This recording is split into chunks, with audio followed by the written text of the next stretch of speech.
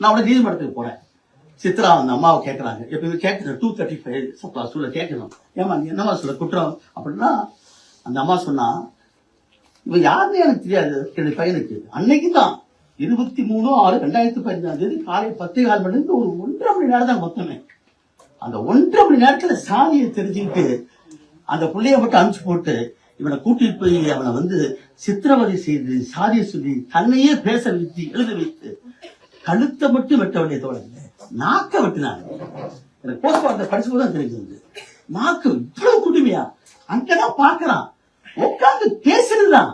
இங்க ஒண்ணு பெரிய கிடையாது. என் சாதி பிள்ளையோடு எப்படா உட்காந்து பேசலாம்னு சொல்லி வெட்டுனானே அவனுக்கு தூக்கு தண்டனை தரேன்னு சொன்னான் சித்ரா. என்ன கூப்பிட்டு கேட்கறாங்க. வந்து கம்யூனிஸ்ட் ஆக மட்டும் இல்லை, ஒரு மனித உரிமை போராளியாய் நான் பேரைவாளன் இருக்கோம் மற்றவங்க போராட என்ன போறாங்க தூக்கு தண்டனை கூடாது. ஆனா நான் ஸ்பெஷல் டிபி நான் கண்டிப்பா சொல்லி ஆகணும். அப்ப நான் சொல்ல வேண்டிய என்ன கேட்கறாங்க. அப்ப நான் சொன்ன நான் திருப்பி சொன்னேன். அப்படியே சொன்னேன். நான் வந்து தனிப்பட்ட முறையில் எனக்கு வந்து நான் சார்ந்திருக்க இயக்கம் நான் இந்த இதோட நான் மேக்ஸிமம் பனிஷ் பண்ணி தான் போராடணும். 2010ஆம் ஆண்டு Bhagwant Singh versus state of LCD டெல்லியில வந்து supreme court judgement that the perpetrators of the horror killing should know that the gallows are waiting for them. ஆணவ கொலை செய்தவர்களுக்கு தூக்கு தண்டனை காத்துக் கொண்டிருக்கிறது தெரிய வேண்டும் சொல்லி தீர்ப்பளித்தாங்க. மேக்ஸிமம் தூக்கு தான். தீராட்டில் 2 தான். ஒன்னு தூக்கு தண்டனை இன்னொரு வாழ்நாள் சிறை தான். அதை கொடுக்கணும்.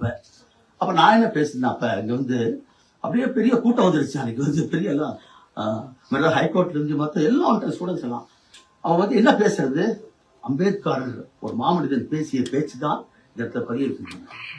நம்மளை சுற்றிலும் இருக்கிற வேடிகளை உடைக்கலாம், நம்மளை சுற்றிலும் இருக்கக்கூடிய தடைகளை சோதனை உடைக்கலாம். ஆனால் நம்மோடு கட்டப்பட்டிருக்கிற கற்பிதம் இருக்கிறது the mental attitude, அந்த கற்பிதத்தை உடைக்க வேண்டும். அது என்ன சாதி என்பது நோயின்னா இந்த நோயை பயன்படுத்தினா the cultivation of the mind is the object of the human kind சொன்னா மனித மனத்தை பண்படுத்துவது என்பதுதான் தேவை. எனக்கு தேவை யுவராஜ் என்பவன் தூக்கில போட்டு தியாகி ஆயிடுவான். நாளைக்கு இன்னொரு யுவராஜ் உருவாக கூடாதுதான் என்னுடைய கொள்கை. ஆகவே சாகிறவரை கிடைக்குமே அறிந்து கொண்டு இந்த சமத்துவ சமுதாயம் உருவாக பார்க்கணும்னு சொன்னேன்.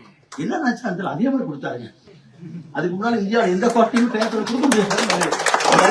ஸ்ரீகரன் கேட்டு அது ஹைகோர்ட்லயும் வந்து நின்றுச்சு உங்களுக்கு தெரிஞ்சு.